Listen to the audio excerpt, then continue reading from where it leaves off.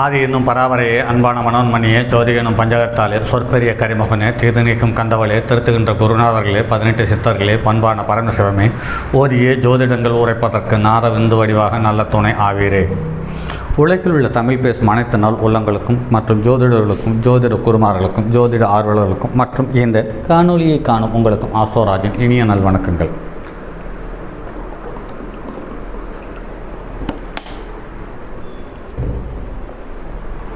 ஜோதிடம், ஆன்மீகம், வாழ்வியல், மருத்துவம் என்ற 4 தலைப்புகளில் தொடர் காணொலிகளாக கொடுத்து வருகிறோம். அந்த வகையில் இன்று ஜோதிடம் சார்ந்த ஒரு பதிவு. இதில்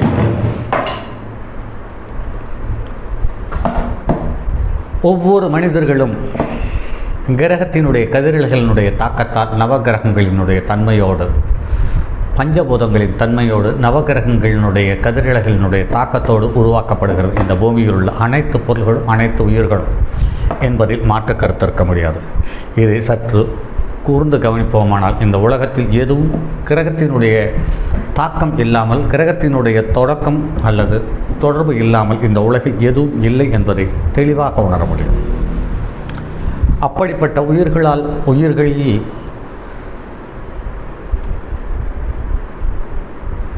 ஓர் அறிவு முதல் 6 அறிவு உள்ள அனைத்தும் கிரகங்களினுடைய கதிரலைகளினுடைய தாக்கத்தால் அல்லது பரிணாமத்தால் அல்லது பரிணாம மாற்றத்தால் உருவாக்கக்கூடியது என்பதில் மாற்று கருத்து இருக்க முடியாது. அப்படி இருக்கும் பொழுது மனிதர்கள் மட்டும் 6 அறிவு படைத்தவர்கள் என்று சொல்லப்பட்டிருக்கிறது. அந்த 6 அறிவு படைத்தவர்கள் இதில் சரியானவன், தவறானவன், சரியில்லாதவன் என்பது சார்ந்த எண்ணற்ற பேதங்களோடு மனிதர்கள் பிறக்கிறார்கள். அதில் தவறானவர்கள் என்று ஒரு பகுதியும், சரியானவர்கள் என்று ஒரு பகுதியும், அல்லது தவறை சரி செய்பவர்கள் என்று ஒரு பகுதியும், அல்லது தவறை மேலும் தவறு செய்வதற்கு தூண்டுவதற்கான தகுதியுள்ள மனிதர்களும் இருக்கத்தான் செய்கிறார்கள். அப்படிப்பட்ட ஒவ்வொரு விதமான மனிதர்களையும் உருவாக்கக்கூடிய கிரகத்தினுடைய அமைப்பு எவ்வாறு இருக்கும் என்ற தேடலில் கிடைத்த கேள்விக்கு விடைதான் இது நான் தரும் ஒவ்வொரு காணொளிகளும். இந்த காணொளியில் சொல்லப்படும் ஒவ்வொரு மனிதரையும் நாம் சரியில்லை என்பது சார்ந்த ஆராய்ச்சிக்கு செல்லவில்லை. தவறானவர் அல்லது தவறானவர் என்று இகழவும், சரியானவர் என்று புகழவும் நாம் இந்த காணொளியை போடவில்லை. ஒவ்வொரு கிரகங்களினுடைய சேர்வையும், பார்வையும், சேர்க்கையும், அமைப்பும் எவ்வாறு அமைகிறது, அது அப்படி அமையும் பொழுது அதனுடைய செயல்பாடுகள் எவ்வாறு இருக்கிறது என்பது சார்ந்த தகவலை வெளிப்படுத்துவதற்காகத்தான் இந்த பதிவுகளை ஒளியே.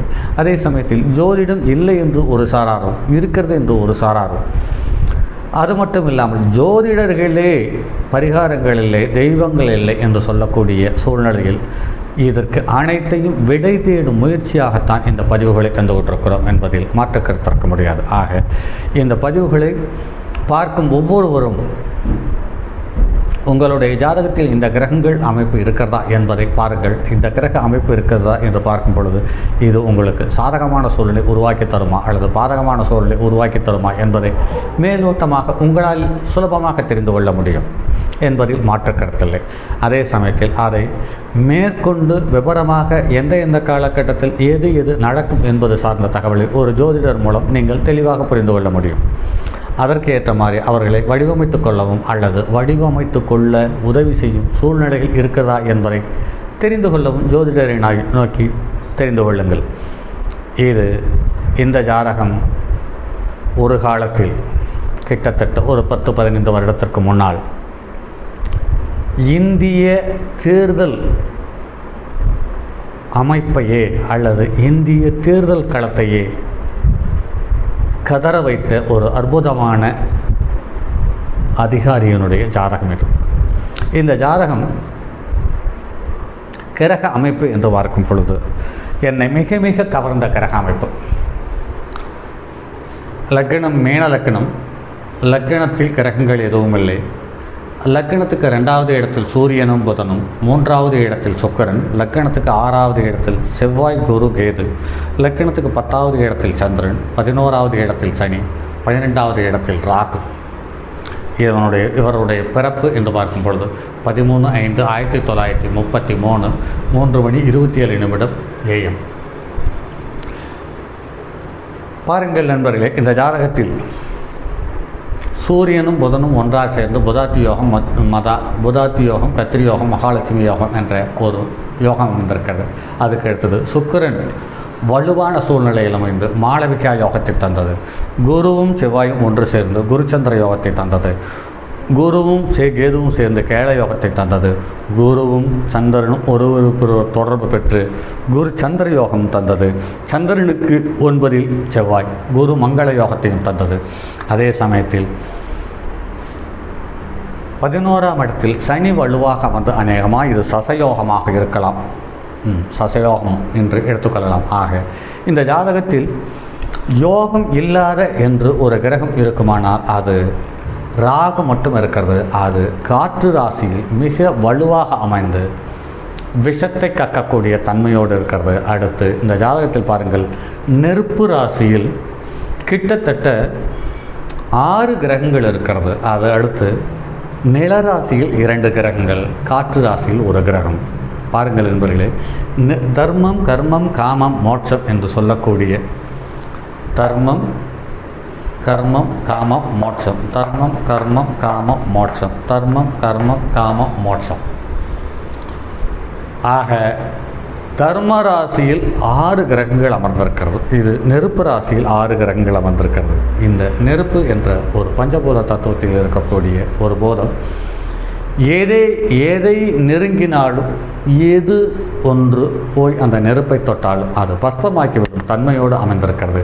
ஆக இந்த ஜாதகர் தேர்தல் அதிகாரியாக பணியிலிருந்து ஓய்வு பெற்ற TN சேஷன் அவர்களினுடைய ஜாதகம். இந்த ஜாதகத்தில் பாருங்கள் நண்பர்களே, சனி உத்திரட்டாதி நட்சத்திரம் 4ஆம் பாதத்தில் அமர்ந்த லக்னம் உத்திரட்டாதி நட்சத்திரம் 4ஆம் பாதத்தில் அமர்ந்து 11.26 பாகை பெற்றது.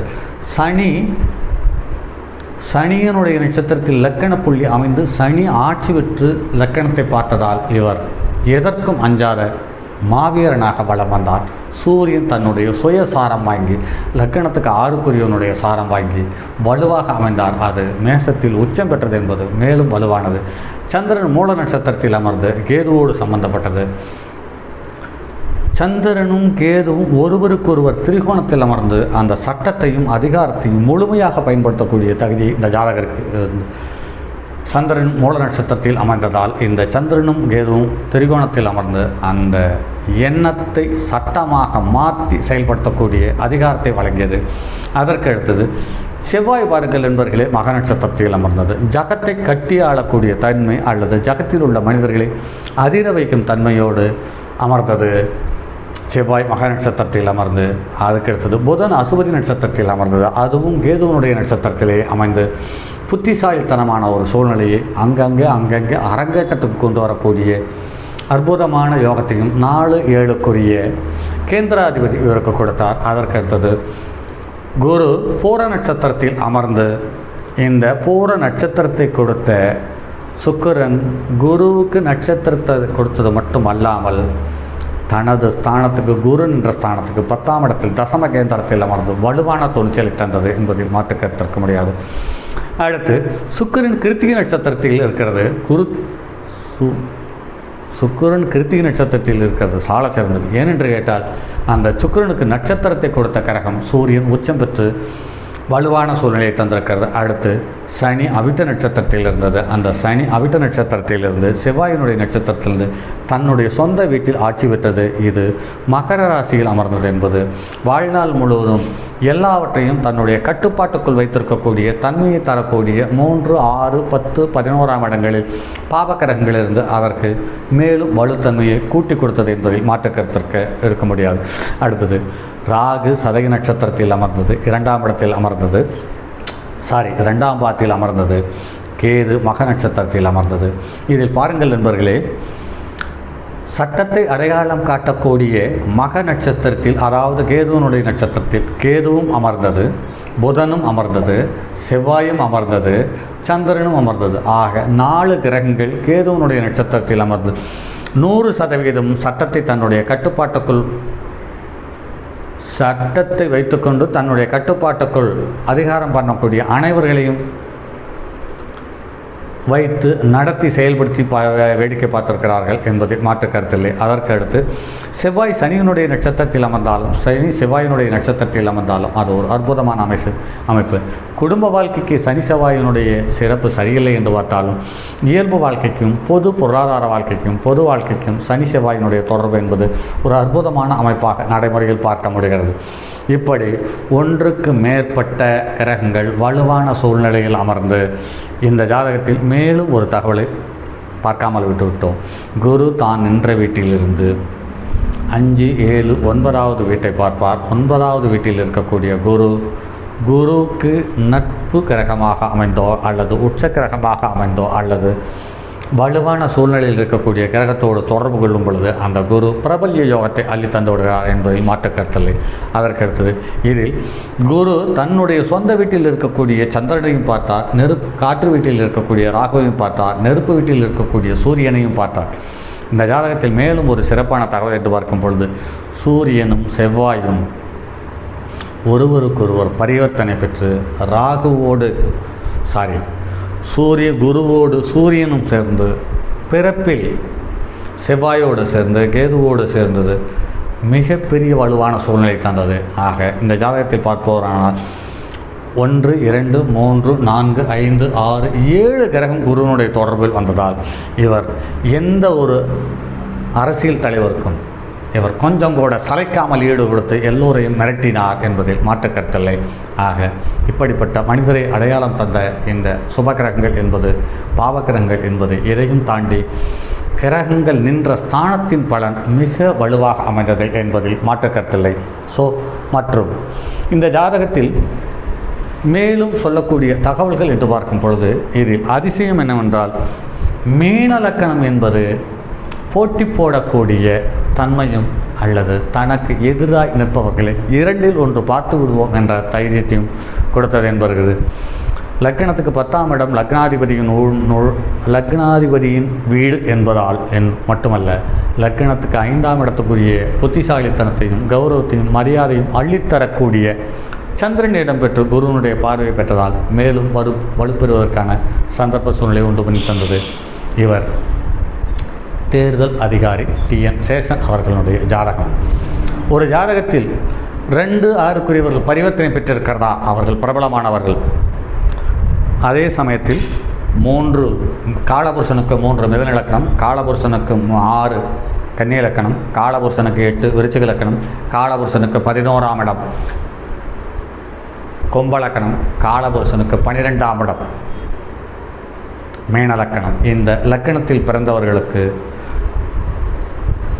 செவ்வாய், புதன், குரு, சனி தொடர்பு இருக்கும் பட்சத்தில் அவர்கள் மிக பிரபல்யமான மனிதர்களாக வாழ்ந்து இறப்பதற்கான வாய்ப்பை அள்ளி தந்து விடுகிறது என்பது நடைமுறையில் நிறைய ஜாதகத்தில் பார்த்தோம்.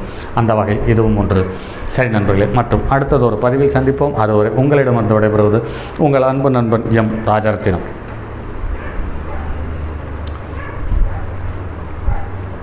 தங்கமான் மழுவோடேந்தி தன்மதி தலையில் கொண்டோர் மங்கையர் பறிக்கச் சொன்ன மாமொழி ஜோதிடத்தை இங்கு யாம் உரைப்பதற்கோர் எமை என்னும் பிழை வராமல் காக்க செங்கன் மால் மருகன் ஞானேச்சரன் பதம் காப்பதாமே.